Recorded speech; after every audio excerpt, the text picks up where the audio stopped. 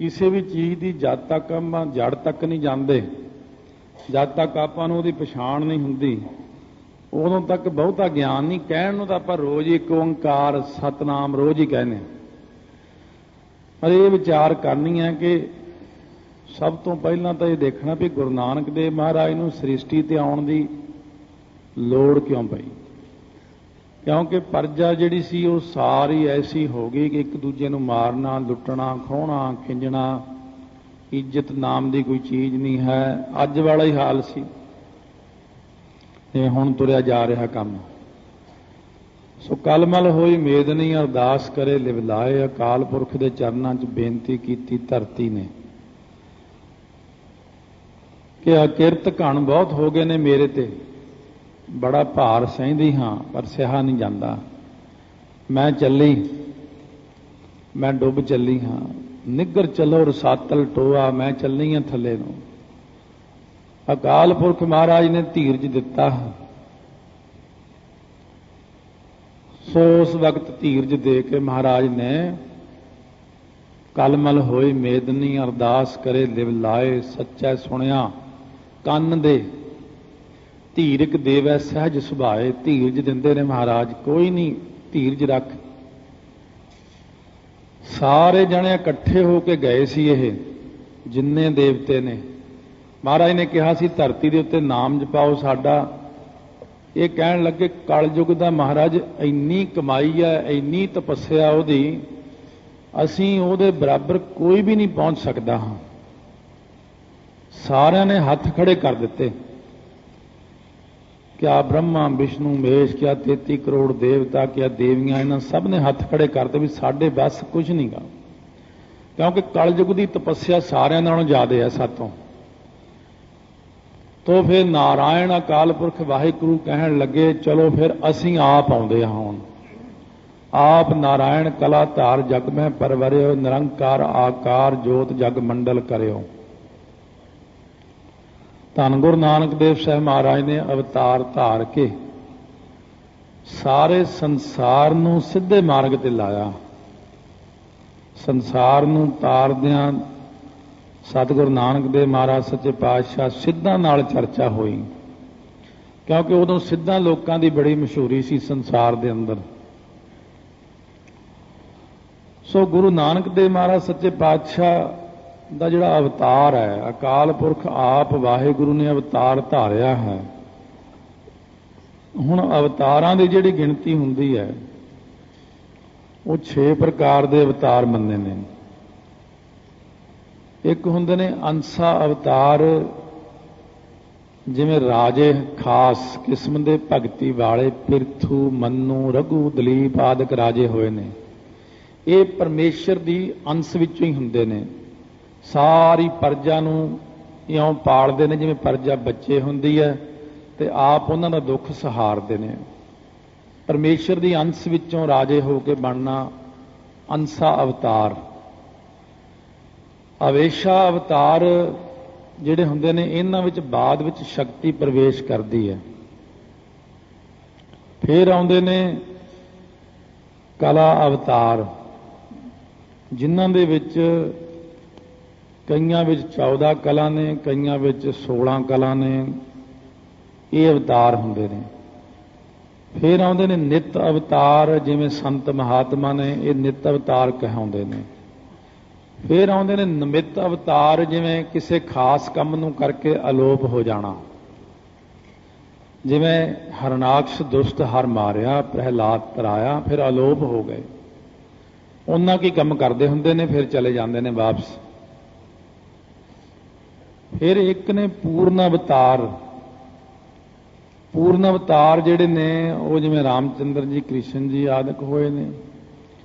ਪਰ ਗੁਰੂ ਨਾਨਕ ਦੇਵ ਜੀ ਜਿਹੜੇ ਨੇ ਉਹ ਜਿਵੇਂ ਕਹੀਏ ਕਿ ਇਹ 6 ਨਾਲੋਂ ਹੀ ਵੱਖਰੇ ਨੇ। ਗੁਰੂ ਨਾਨਕ ਦੇਵ ਜੀ ਮਹਾਰਾਜ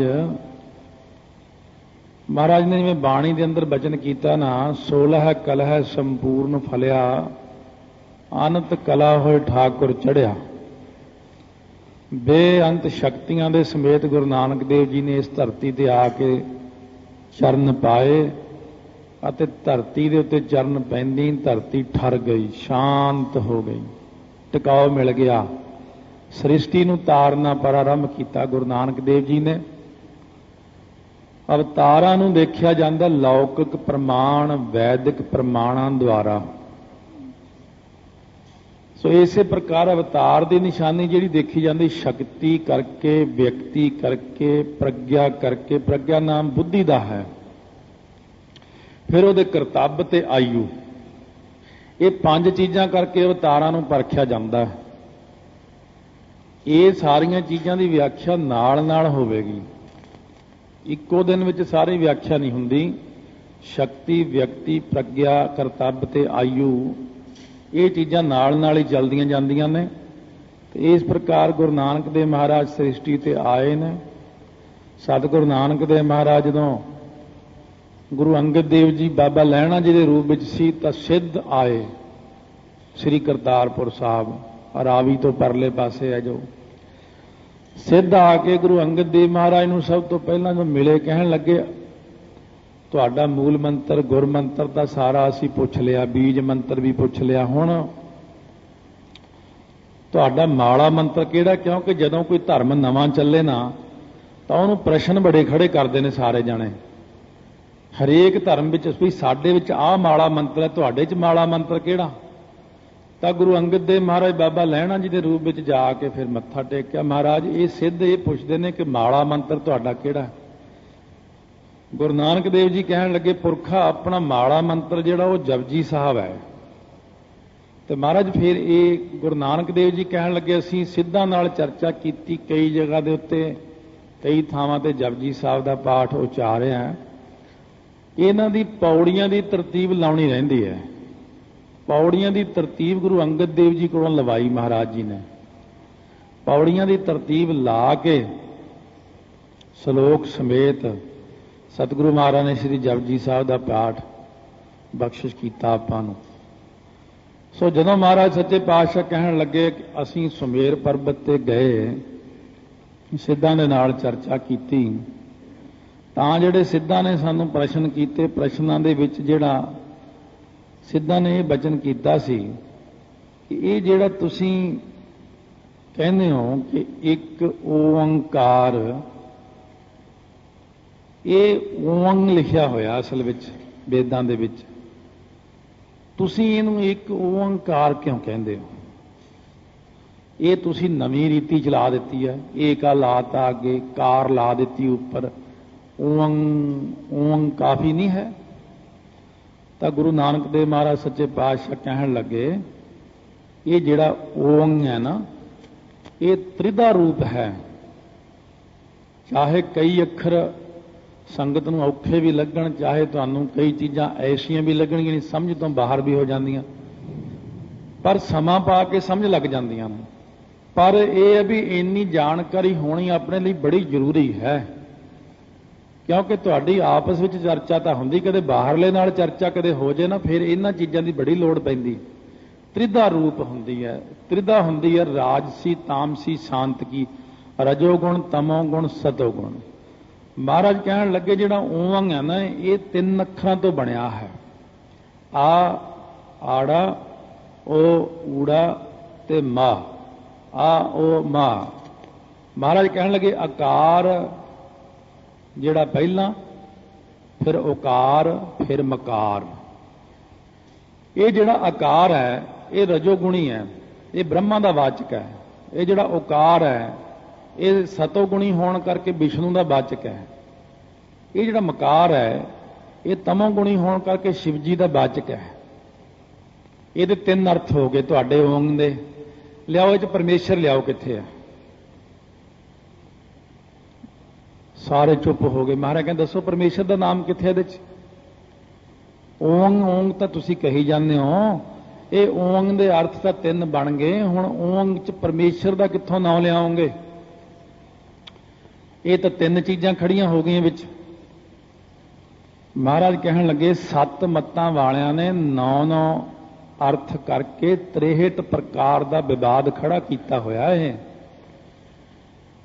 ਕਿਉਂਕਿ ਹਿਰਨ ਜਿਹੜਾ ਹੈ ਨਾ, ਹਿਰਨ ਗਰਭ ਬ੍ਰਹਮਾ ਜੀ ਨੇ ਉਚਾਰਨ ਕੀਤਾ, ਉਹ 'ਚ ਉਹਨਾਂ ਨੇ 9 ਪ੍ਰਕਾਰ ਦੱਸੇ, ਪਰਮੇਸ਼ਰ ਦੇ 9 ਰੂਪ ਨੇ। फिर कपिल मुनि ने 9 रूप दसे ने। कपिल मुनि भी 9 रूप कही जाता। वो 9 रूप काफ़ी ज़्यादा विस्तार है, इस करके नहीं दस रहा मैं। बस यही जान लो कि कोई कहता वो त्रिकाल है, त्रिवर्ग है, त्रिसर्ग है, कई कई नाम ने दे।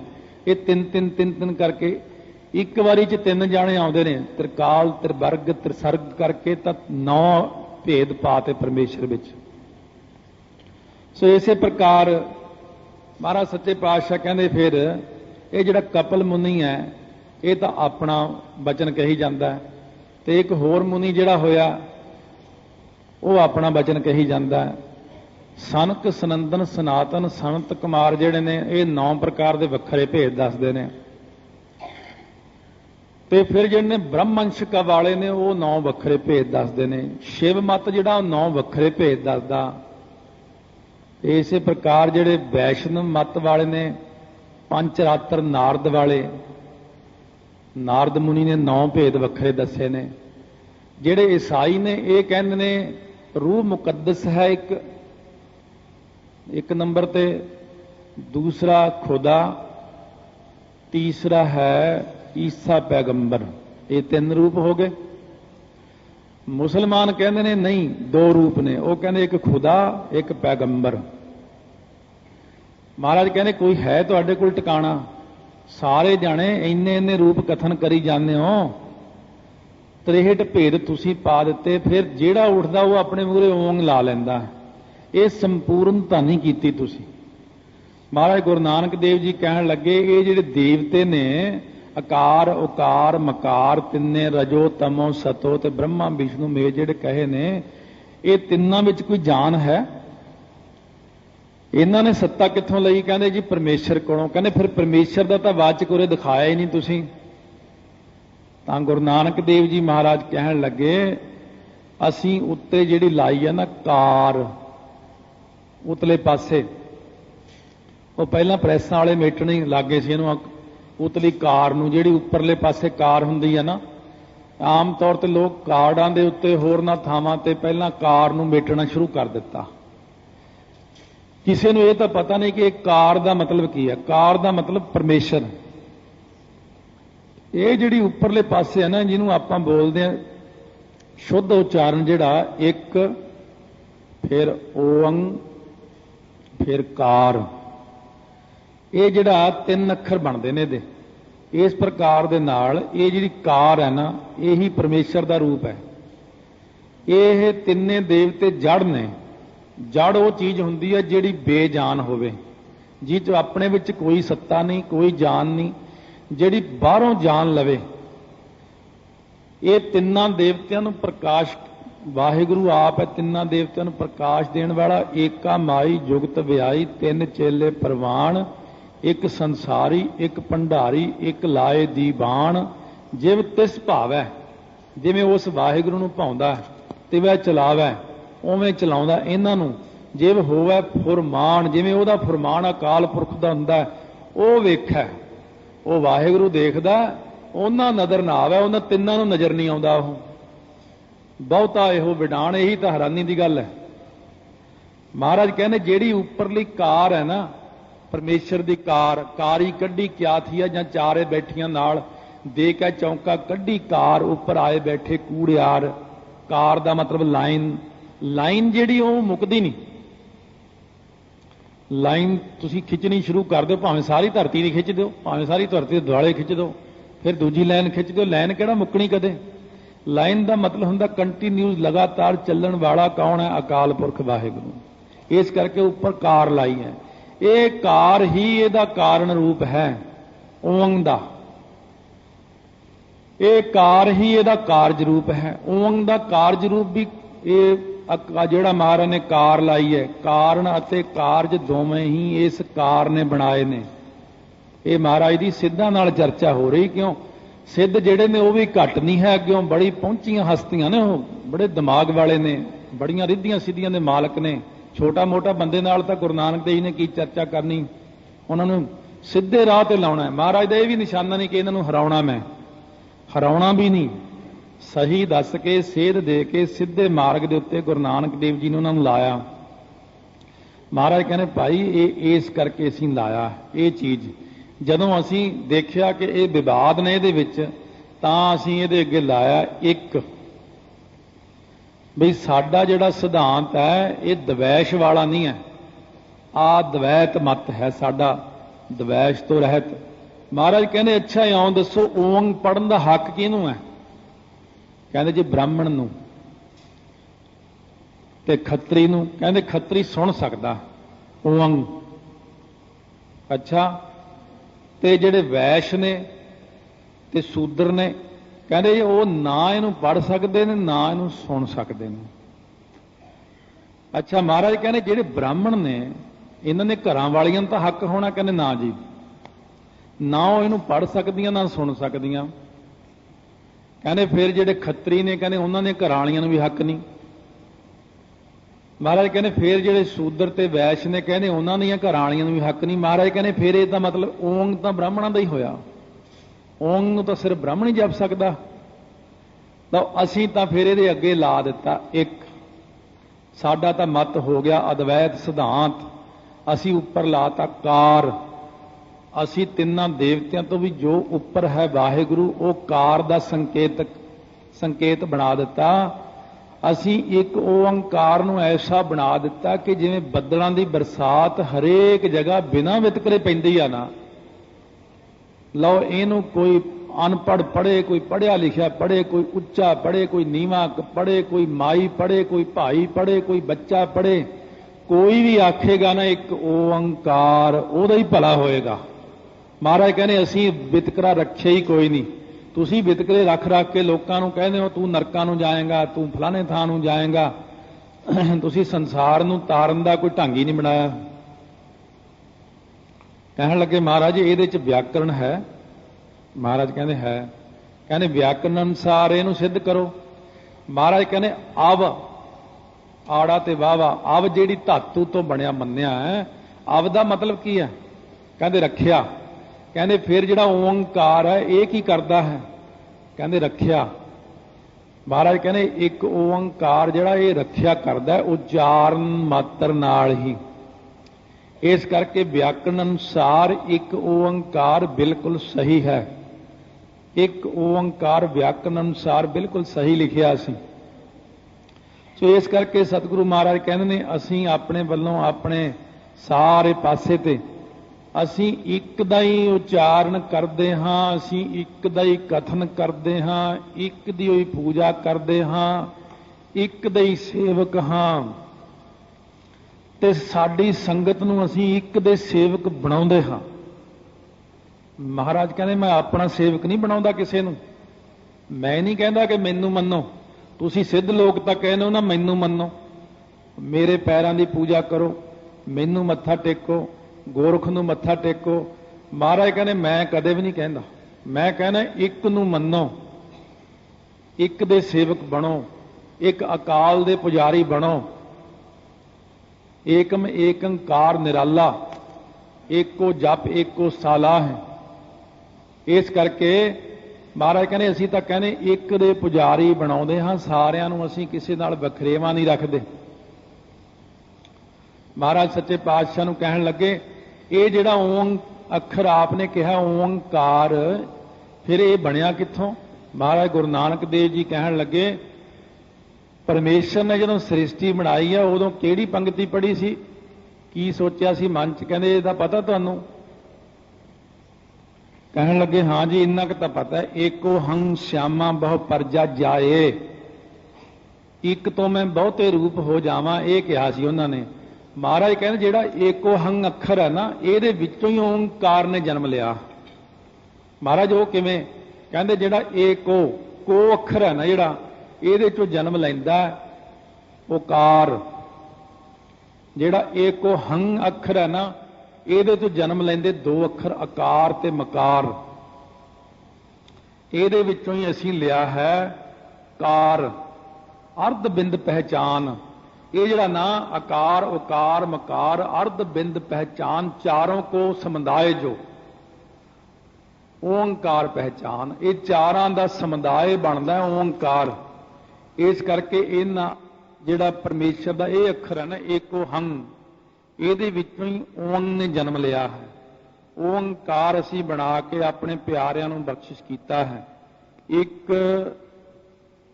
ਓੰਕਾਰ, ਹੁਣ ਇਹਨੂੰ ਜਰਾ ਸੋਚ ਕੇ ਕਹਿਣਾ ਆਪਾਂ ਨੇ।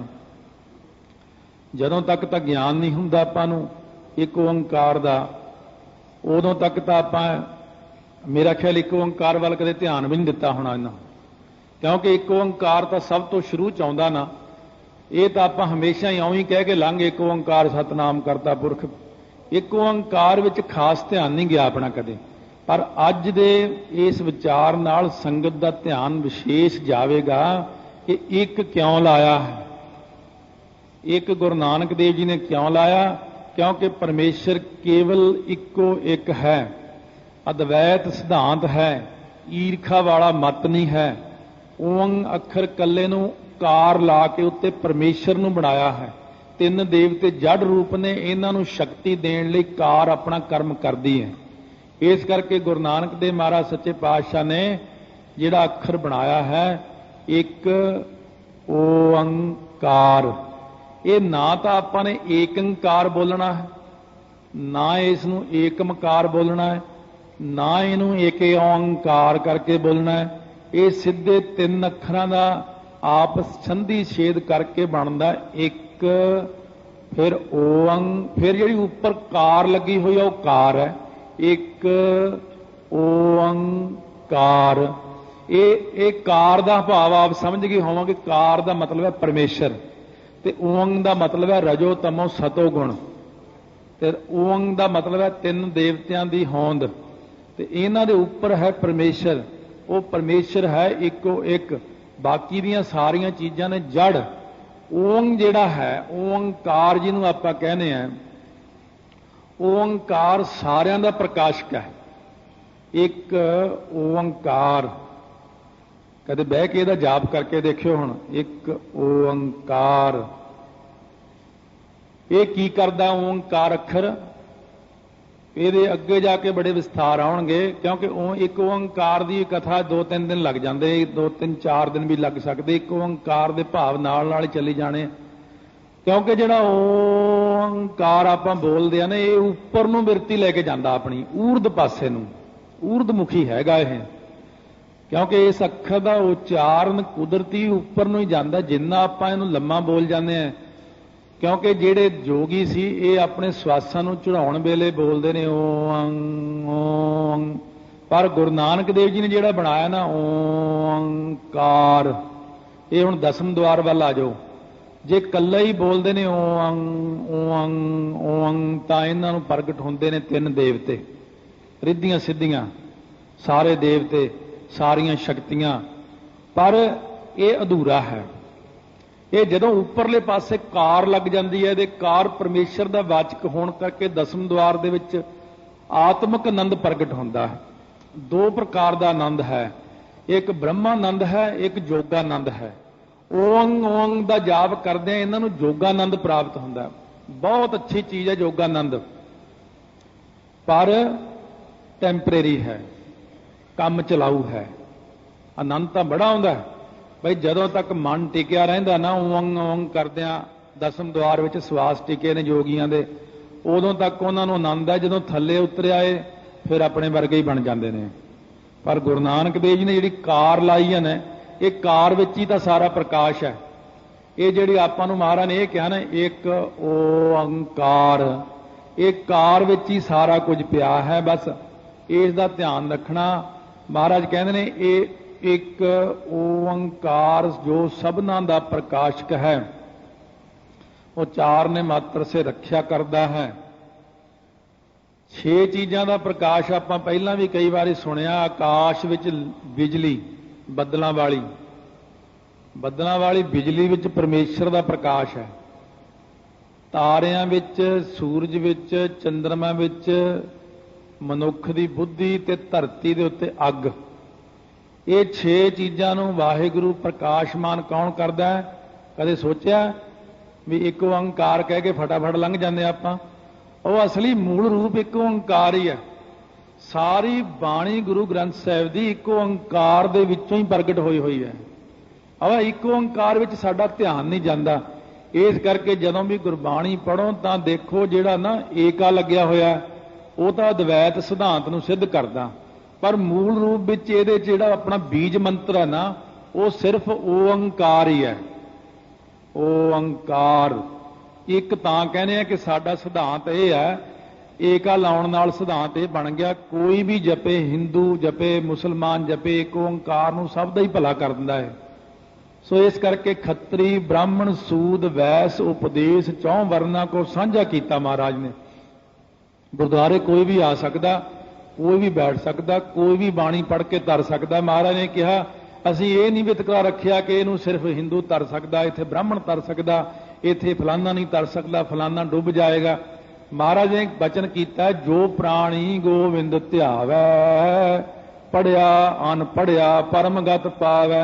कहने भावें मेरे वालों कोई दुनिया च भाई पढ़िया लिखिया, भावें कोई अनपढ़ है, जेड़ा भी बंदा आखेगा सतनाम श्री वाहेगुरु साहिब जीओ, सतनाम श्री वाहेगुरु साहिब जी, सतनाम श्री वाहेगुरु,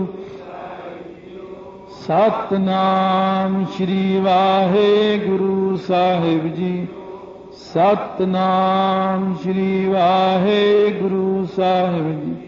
महाराज कहने जेड़ा भी बंदा आखेगा वाहेगुरु, ये वाहेगुरु ओंकार ही है, क्योंकि गुर मंत्र होने करके गुरु दे राही सानू मिलिया, इस करके वाहेगुरु। बाकी भी सारे परमेश्वर दे अपने ही नाम ने। कोई अपने आप को गोबिंद कहाई जावे, कोई राम कहाई जावे, कोई अपने आप को कुछ कहाई जावे, पर नारायण कहाई जावे, ये सारे नाम परमेश्वर दे अपने ही ने। की हो गया जे किसी ने लेके अपने नाल जोड़ लिया नूं भी मेरा नाम नारायण है? नहीं, नारायण नाम परमेश्वर दा ही आ। महाराज कहने मेरा ही नाम है नारायण, मैं ही गोबिंद हाँ, मैं ही सारे रूपां विच बैठा हाँ।